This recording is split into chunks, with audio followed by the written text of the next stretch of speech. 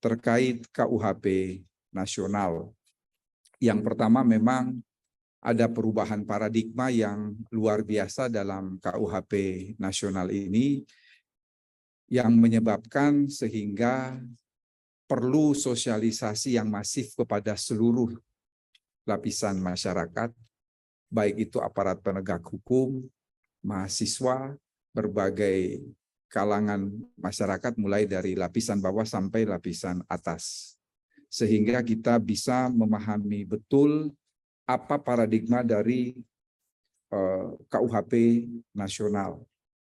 Pertama, Bapak Ibu, KUHP nasional ini tidak lagi berorientasi pada keadilan retributif. Keadilan retributif ini dia menggunakan hukum pidana itu sebagai sarana balas dendam.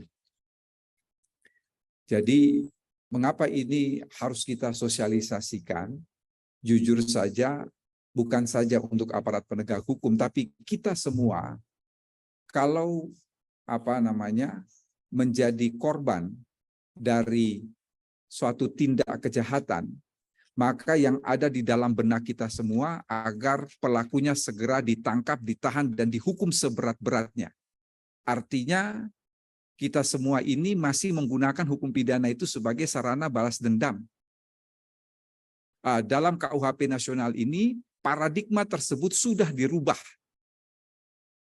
Kita tidak lagi berorientasi pada keadilan retributif, tetapi berorientasi pada keadilan korektif, keadilan restoratif, dan keadilan rehabilitatif. Keadilan korektif ini ditujukan kepada pelaku bahwa memang ada suatu kejahatan, ada suatu tindak pidana yang dia lakukan, karena itu tindakannya harus dikoreksi. Dia pasti dijatuhi sanksi. Tetapi sanksi di dalam KUHP nasional itu jangan ada di dalam benak Bapak Ibu dan kita semua bahwa mesti penjara, tidak. Sanksi dalam KUHP nasional yang baru itu dia bisa berarti pidana, bisa berarti tindakan.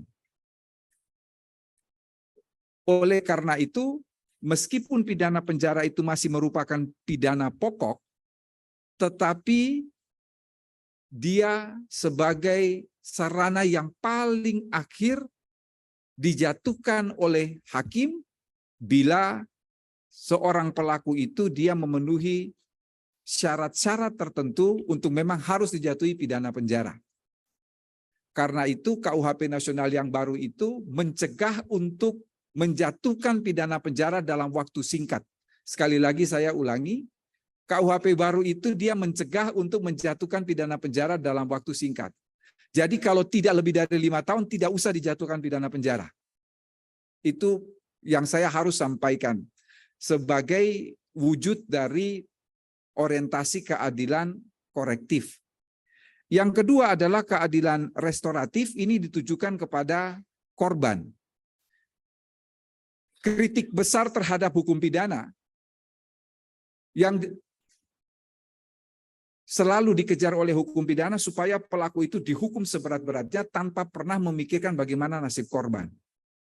Ini yang kemudian dirubah dalam konteks hukum pidana nasional, harus korban itu dijadikan subjek yang harus direstorasi, harus dipulihkan.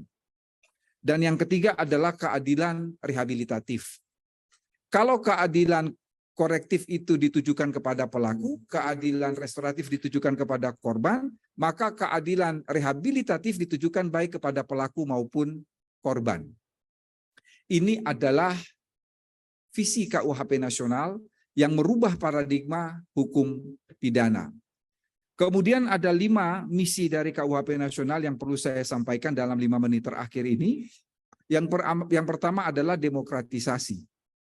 Tidak benar bahwa KUHP nasional itu merintangi kebebasan berpendapat, kebebasan mengeluarkan pikiran baik lisan maupun tulisan, kebebasan berdemokrasi, kebebasan berekspresi, itu tidak benar. KUHP nasional justru menjamin, namun dalam batas-batas yang ditentukan oleh Mahkamah Konstitusi. Artinya apa Bapak Ibu? Saya hendak mengatakan bahwa rumusan di dalam KUHP nasional yang berkaitan dengan berbagai kebebasan demokrasi itu kita merujuk pada putusan Mahkamah Konstitusi. Misi yang kedua ini adalah dekolonisasi. Dekolonisasi ini terlihat pada buku 1 KUHP Bapak Ibu. Jadi kami pembentuk KUHP ini yang sangat kami sesalkan, yang sangat kami sayangkan. Berbagai kritik itu mereka hanya melihat pada buku 2 yang berisi ancaman pidana tetapi tidak atau belum membaca buku ke-1. Ibarat orang mengaji itu tiba-tiba dia lompat ke juz 30 tapi tidak mempelajari juz-juz yang lebih awal. Padahal itu merupakan dasar untuk memahami yang ada di dalam buku 2. Dekolonisasi ini terlihat jelas di dalam buku 1, antara lain Bapak Ibu saya harus menyinggung KUHP nasional ini tidak lagi berorientasi pada kepastian hukum semata, tetapi juga pada keadilan dan kemanfaatan. Bahkan di dalam pasal 53 itu dikatakan, jika ada pertentangan antara kepastian hukum dan keadilan, maka hakim wajib mengutamakan keadilan. Kemudian ada standar atau pedoman pemidanaan. Ini di satu sisi memberikan kebebasan kepada hakim untuk menjatuhkan sanksi, tetapi di sisi lain dia membatasi karena ada parameter, ada standar, ada ukuran.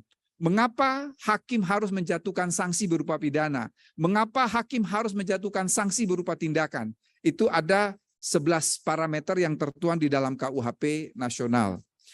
Yang berikut ada modifikasi alternatif pidana. Tadi saya katakan bahwa pidana penjara meskipun pidana pokok tapi bukan lagi sebagai yang utama. Artinya, kalau seorang pelaku tindak pidana itu melakukan kejahatan yang ancaman pidananya tidak lebih dari 5 tahun, maka hakim tidak boleh menjatuhkan pidana penjara. Sekali lagi, hakim tidak boleh menjatuhkan pidana penjara, tetapi menjatuhkan pidana pengawasan. Yang kedua, kalau ancaman pidana itu tidak lebih dari 3 tahun, maka hakim tidak lagi menjatuhkan pidana penjara, melainkan pidana kerja sosial. Di banyak modifikasi alternatif pidana sehingga mencegah penjatuhan pidana dalam waktu singkat, lalu ada semacam second chance atau kesempatan kedua untuk seseorang itu bertobat dan menjadi yang lebih baik. Misi yang ketiga dari KUHP itu adalah konsolidasi. Jadi mencoba menghimpun kembali berbagai macam ketentuan di luar KUHP itu dimasukkan ke dalam KUHP. Misi yang keempat adalah harmonisasi. Kita menyelesaikan dengan berbagai undang-undang di luar KUHP, dan yang kelima adalah modernisasi. Artinya disesuaikan dengan perkembangan zaman. Yang terakhir Bapak Ibu, apa yang dilakukan oleh pemerintah dalam 3 tahun masa transisi ini? Pertama adalah sosialisasi kepada seluruh lapisan masyarakat, terutama kepada aparat penegak hukum, baik teman-teman hakim, teman-teman jaksa, teman-teman polisi, teman-teman advokat, dan juga teman-teman di lembaga pemasyarakatan, sehingga ada persamaan persepsi, ada frekuensi yang sama, ada parameter dan standar yang sama untuk menerapkan pasal-pasal yang ada dalam KUHP nasional. Dan yang terakhir yang dilakukan oleh pemerintah adalah menyusun berbagai peraturan perundang-undangan sebagai implementasi dari KUHP nasional. Saya kira itu saja yang perlu saya sampaikan. Mungkin nanti kita bisa lebih banyak sharing dalam acara diskusi. Kurang lebihnya mohon maaf. Billahi taufiq wal hidayah. Wassalamualaikum warahmatullahi wabarakatuh. Assalamualaikum warahmatullahi wabarakatuh. Saya Muhammad Joni. Saya ingin bertanya ke Pak Wamen. Pertama perihal azas proteksi pasal 5. Pada angka tertentu disebutkan proteksi terhadap kartu kredit. Padahal kartu kredit, bisa saja kartu kredit diterbitkan oleh swasta. Saya menggugat ini secara akademis karena mengapa tidak dimasukkan ke dalam azas proteksi adalah perlindungan anak. Bukankah anak itu adalah mandatori pasal 28B ayat 2? Agaknya lebih penting mana Pak Wamen? Penting kartu kredit atau perlindungan anak? Yang kedua, prinsip atau azas daderstrafrecht. Saya melihat ini satu yang bagus.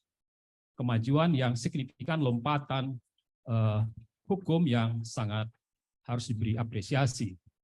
Tapi saya ingin bertanya, bagaimana jaminan Daderstrafrecht ini diperlakukan bagi politik hukum terhadap hukum sanksi atau hukum pidana di luar KUHP nasional. Sebagai contoh, kami sedang mengulas habis-habisan RUU Kesehatan yang kita tolak. Setidaknya saya pribadi.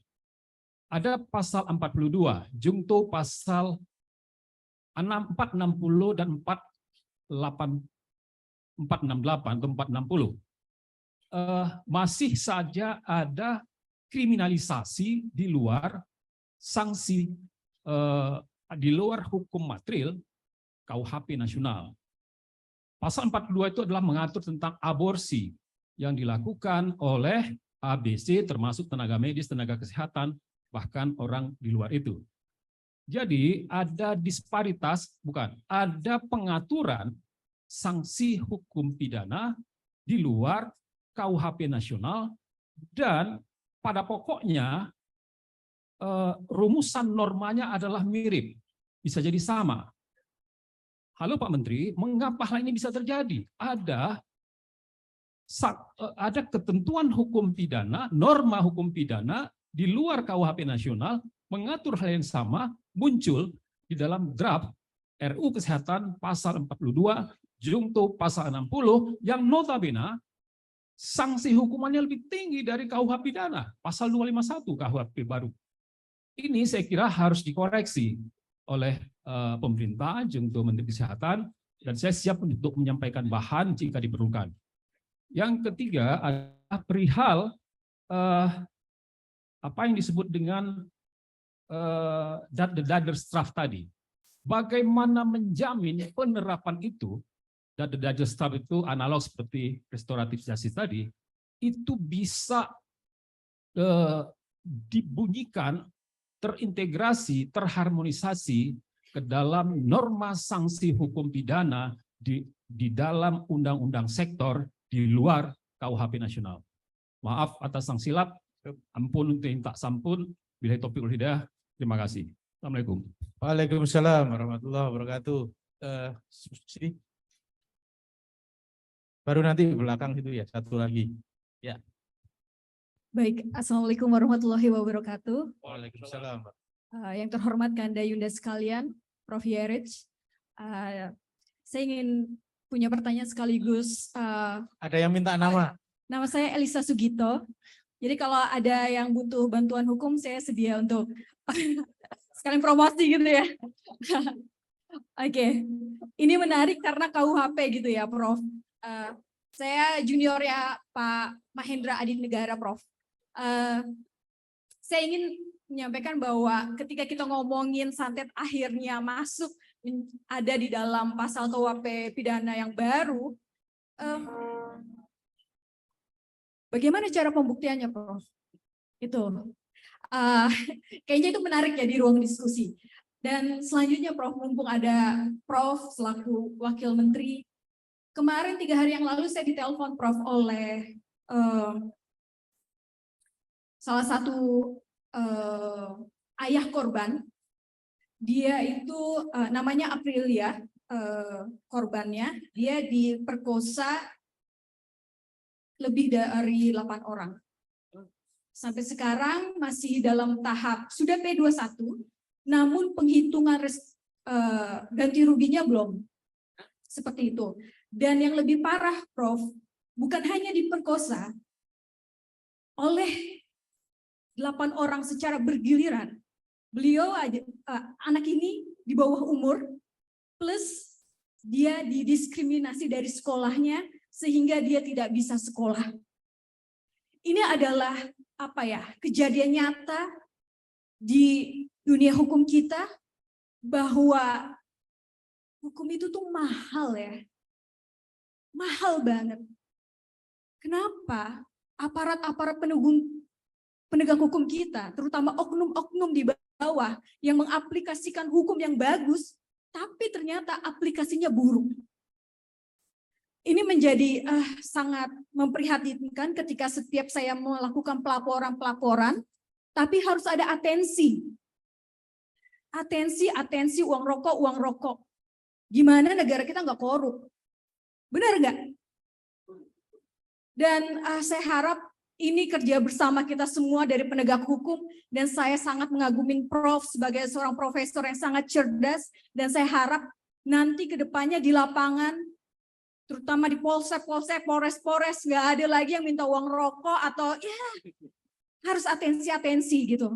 Prof, saya mohon izin Prof, semoga nanti saya di kasus yang di Papua bisa dipermudah sehingga penegak hukumnya bisa melaksanakan kewajibannya gitu ya Prof.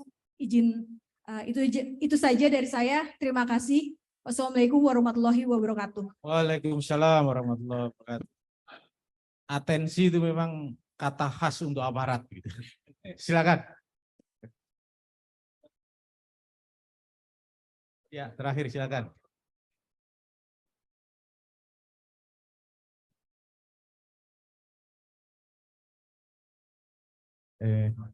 Bismillahirrahmanirrahim. Assalamualaikum warahmatullahi wabarakatuh. Ada dua hal yang mau saya tanyakan. Pertama ke Pak Wamen. Saya mengapresiasi ada pergeseran secara paradigmatik dalam melihat keadilan ya. Walaupun dalam pandangan saya, pandangan pergeseran paradigma itu tentu bersifat spekulatif. Mungkin nanti sesuai dengan kaidah hukum tadi, Pak Mahfud sampaikan tadi, perubahan waktu dan tempat akan mengalami perubahan. Nah, pertanyaan saya kira-kira perubahan paradigma tentang keadilan tadi, yang tadinya balas dendam terhadap korban, kemudian ada tiga yang ditawarkan tadi, keadilan redistributif, keadilan restoratif, dan keadilan rehabilitatif. Tiga perspektif keadilan ini saya kira juga spekulatif dan tentatif. Beda kalau kita sama-sama yakin bahwa semua yang ada di alam semesta ini itu diciptakan oleh Tuhan, dan Tuhan yang paling tahu bagaimana Tuhan dalam hal ini Allah Subhanahu wa taala menerapkan keadilan bagi seluruh ciptaannya, termasuk manusia, termasuk soal kejahatan. Jadi all things in this universe are created by the God, dan Tuhan yang paling tahu bagaimana menerapkan keadilan itu. Nah, cuman kita memang sebagai manusia terlalu tanda kutip angkuh melihat keadaan, dan kerap kali kita mengabaikan perspektif Tuhan itu sendiri di dalam melihat keadilan. Nah, dalam konteks ini saya ingin tanya, sampai kapan kira-kira perspektif keadilan tiga itu bisa berlangsung terus? Nah, yang kedua ke Bang Ifdal Kasim, itu Pak Mahfud menyampaikan tadi bahwa Islam sebagai sumber inspirasi etik itu sangat kaya sekali. Di dalam sejarah juga telah banyak membuktikan itu. Bahkan HRG tahun 28 aja di dalam bukunya To Beyond, sering dikutip oleh Pak Natsir dalam Kabitas Selekta itu, dia mengatakan Islam is not only a system of theology, but it is a complete civilization. Itu perlu di-highlight saya kira, bahwa Islam kata dia bukan sekedar system of belief, sistem keyakinan, tetapi Islam adalah sebuah peradaban yang amat lengkap. Ini disampaikan oleh HRG, orientalis terkemuka Barat, pada tahun 28. Nah, menurut saya dalam konteks ini, orang hukum di KAHMI ini harus menyusun kompilasi sumber etik Islam, kompilasi hukum Islam yang bisa menginspirasi dan dimasukkan dalam KUHP baru. Dan bagi kita KAHMI, keluarga besar, akan menjadi legacy yang amat berharga. Oleh karenanya saya merekomendir di dalam rapat Rakernas ini di bidang hukum, walaupun saya bukan orang hukum, Pak Wamen, saya orang linguistik, jadi agak jadi disclaimer lah ya untuk berbicara soal ini. Tapi paling tidak di level filosofi kita perlu benahi ini sama-sama. Jadi saya usul kepada bidang hukum, perlu secara konkret bidang hukum menyusun kompilasi hukum Islam, sumber etik Islam baik bersumber dari Quran dan atau hadis atau ijtihad ulama di masa lampau dan sampai sekarang yang bisa menginspirasi dan dimasukkan dalam klausul-klausul di KUHP. Demikian, Assalamualaikum warahmatullahi wabarakatuh. Baik, saya persilakan Prof. Edi untuk menjawab pertanyaan-pertanyaan tadi dan tanggapan. Terima kasih. Ada 7 tes. Ada 7 pertanyaan ini berat-berat ini, lebih berat ketimbang waktu saya ujian disertasi ini. Saya tidak akan menjawab satu persatu, tetapi secara holistik, secara keseluruhan, Bapak Ibu. Yang pertama adalah soal restoratif justice. Sebetulnya dalam hukum pidana Islam, dalam jinayat, itu sangat mengenal konsep restoratif justice. Sederhana saja, misalnya dalam perkara pembunuhan, kalau keluarga korban itu dia memaafkan, maka sudah selesai kan? Dia harus membayar diat saja, denda saja dan selesai. Mengenai restoratif justice di seluruh dunia ini, Bapak Ibu, tidak ada kesamaan penerapan. Ada satu negara kecil di Eropa, Belgia, dia menerapkan restoratif justice untuk semua perkara pidana. Mau mulai perkara maling ayam sampai perkara pembunuhan pun dia menerapkan restoratif justice. Makanya di Belgia itu dikenal dengan istilah dual track restoratif justice. Di situ memang peran jaksa sangat besar. Jadi perkara itu Bapak Ibu dia berjalan paralel. Proses hukum jalan, proses restoratif jalan. Semakin tinggi nilai restorasi yang didapatkan, semakin kecil tuntutan pidana. Bahkan sangat dimungkinkan terdakwa dituntut tetapi kemudian tidak diikuti oleh pemidanaan oleh hakim karena nilai restoratifnya terpenuhi. Sebaliknya, semakin kecil nilai restoratif yang didapat oleh korban, semakin tinggi tuntutan penuntut umum. Bagaimana di Indonesia? Bapak Ibu, Menko Polhukam membentuk kelompok kerja. Kita sedang membuat peraturan pemerintah terkait restoratif justice. Mengapa harus membuat peraturan pemerintah terkait restoratif justice? Polisi punya aturan restoratif sendiri, jaksa punya aturan restoratif sendiri, Mahkamah Agung punya aturan restoratif sendiri. Celakanya antara satu aturan dengan aturan yang lain, kata pepatah, jaka sembung makan permen, nggak nyambung men, nggak nyambung antara satu dengan yang lain. Itu mengapa sehingga terjadi disparitas. Polri mengatakan sudah lebih dari 3.000 perkara yang direstorasi. Jaksa mengatakan dia baru 300 perkara, 10% dari polisi. Karena tidak ada parameter yang sama. Yang sedang kita susun ini satu, perkara apa saja yang boleh direstorasi. Itu yang pertama. Yang kedua, bagaimana proses restorasi itu.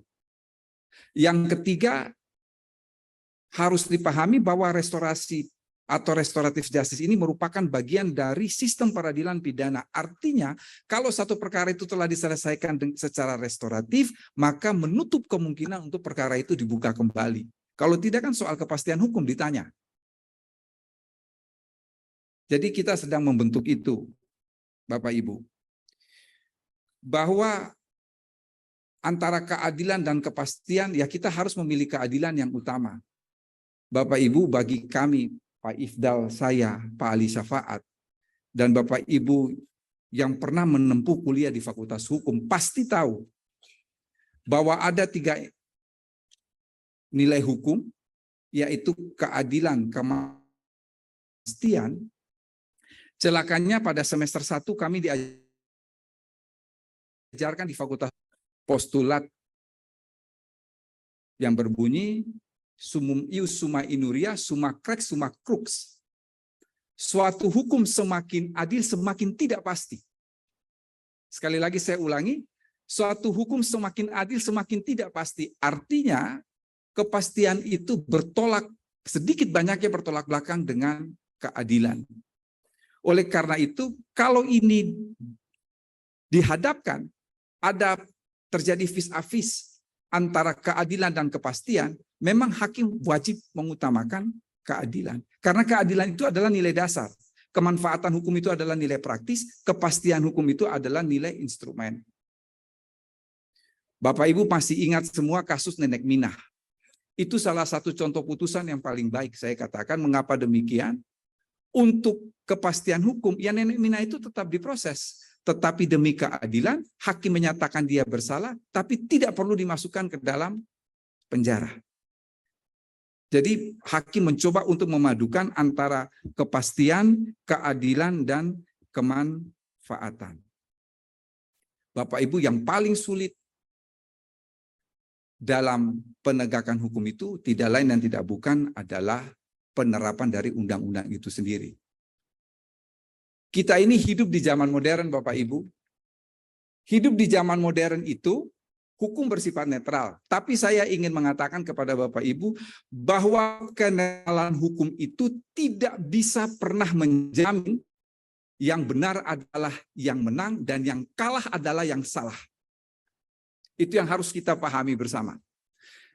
Kenetralan hukum itu tidak bisa menjamin bahwa yang benar adalah yang menang dan yang kalah adalah yang salah. Mengapa? Law, the art of interpretation. Hukum itu adalah seni berinterpretasi. Tergantung perspektif kita yang membaca.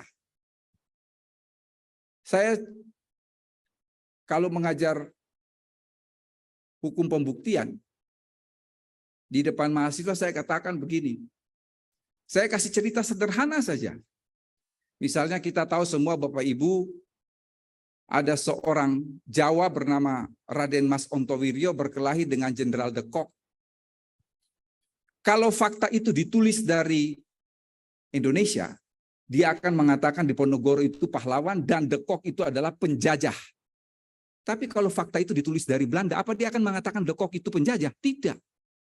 Dia akan mengatakan De Kock itu adalah pejuang dan Diponegoro itu adalah ekstremis. Bapak Ibu bisa bayangkan fakta yang sama tetapi pembacaannya berbeda secara diametral. Karena tidak bisa menjamin.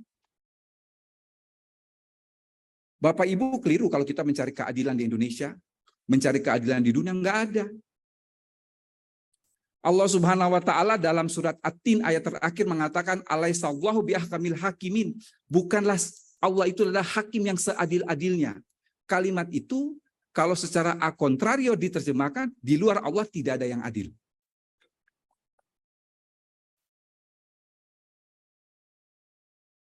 Itu jelas sekali dalam surat At-Tin itu. Jadi percuma. Oleh karena itu Bapak Ibu, profesi hakim itu adalah profesi yang paling mulia.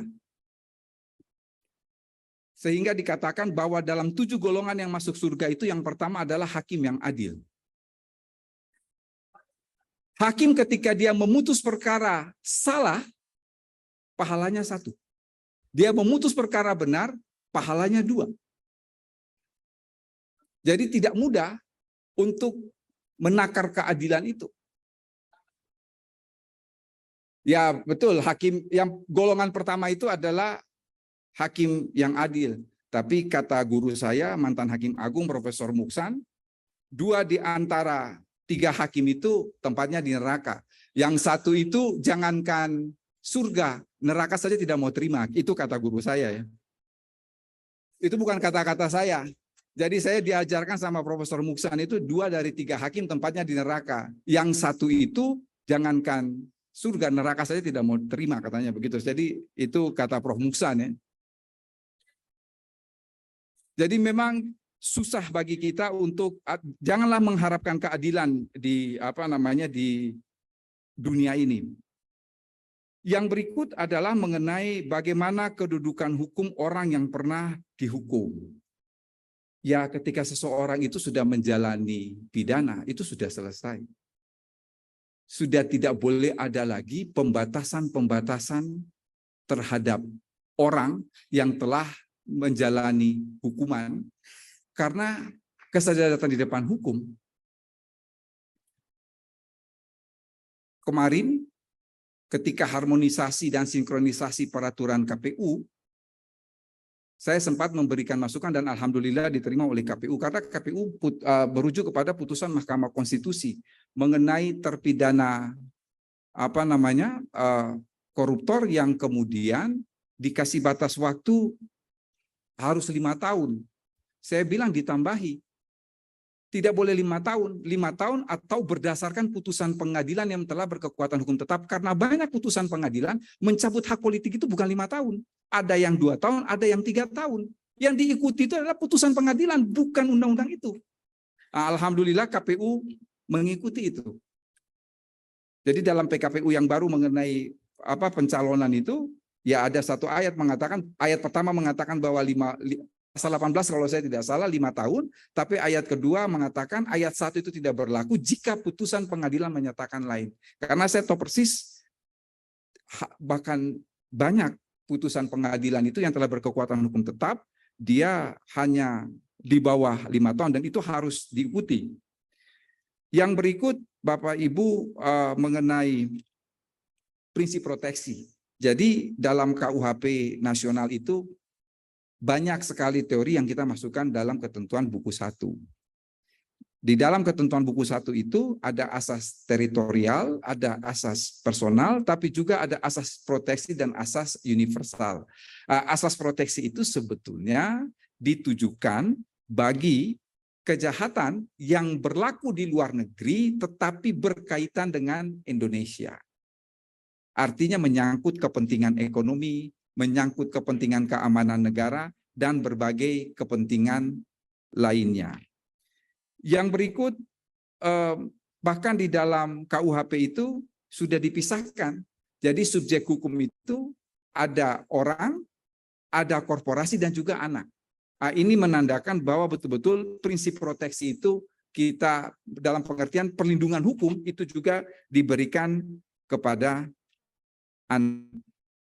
Yang berikut saya kira Mbak salah membaca. Saya pastikan Mbak salah membaca. KUHP itu tidak berbicara soal santet. Karena kita paham betul yang nyata saja sulit dibuktikan apalagi yang gaib. Yang nyata saja sulit dibuktikan apalagi yang gaib.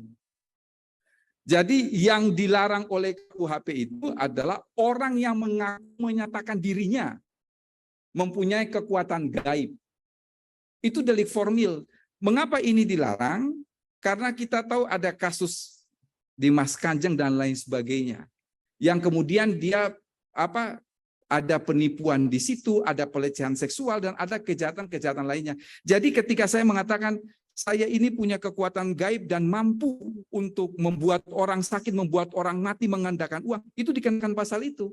Kita tidak perlu membuktikan bahwa dia memiliki kekuatan gaib, cukup dengan pernyataan itu dia dipidana. Itu sekaligus untuk memerangi syirik musyrik dan yang ada di negara kita ini. Jadi bukan santetnya itu yang dibuktikan. Terima kasih Mbak. Saya senang sekali tadi mendengar cerita soal pemerkosaan itu ya.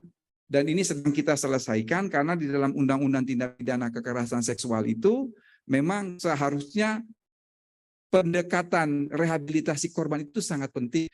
Jadi itu harus berjalan dari awal. Ketika dia menjadi korban, seharusnya itu didampingi oleh psikolog, diberikan pemulihan sambil proses hukum itu berjalan. Ini terus terang saja memang peraturan pemerintah terkait masalah rehabilitasi dan dana bantuan korban ini sekarang masih dalam tahap harmonisasi dan kita berharap bahwa memang ini segera diselesaikan sehingga bisa menanggulangi apa yang Mbak sampaikan. Terima kasih Mbak, ini menjadi catatan kita bersama. Saya kira itu saja keadilan yang ada di dalam KUHP itu. Penanya terakhir, kami mencoba untuk merumuskan secara terbatas di dalam pedoman pemidanaan. Jadi di dalam pedoman pemidanaan itu ada 11 standar, ada 11 ukuran. Misalnya, bagaimana dampak perbuatan itu terhadap korban. Lalu bagaimana rasa keadilan masyarakat itu terhadap perbuatan yang dilakukan. Kemudian apakah pemulihan terhadap korban itu telah dilakukan ataukah tidak. Jadi ada 11 parameter sebagai ukuran keadilan untuk kemudian kita melihat apakah putusan pengadilan itu, putusan hakim itu dia sudah adil ataukah tidak. Saya kira itu saja yang ingin saya sampaikan untuk menjawab berbagai pertanyaan dari Bapak Ibu yang saya muliakan. Terima kasih. Assalamualaikum warahmatullahi wabarakatuh.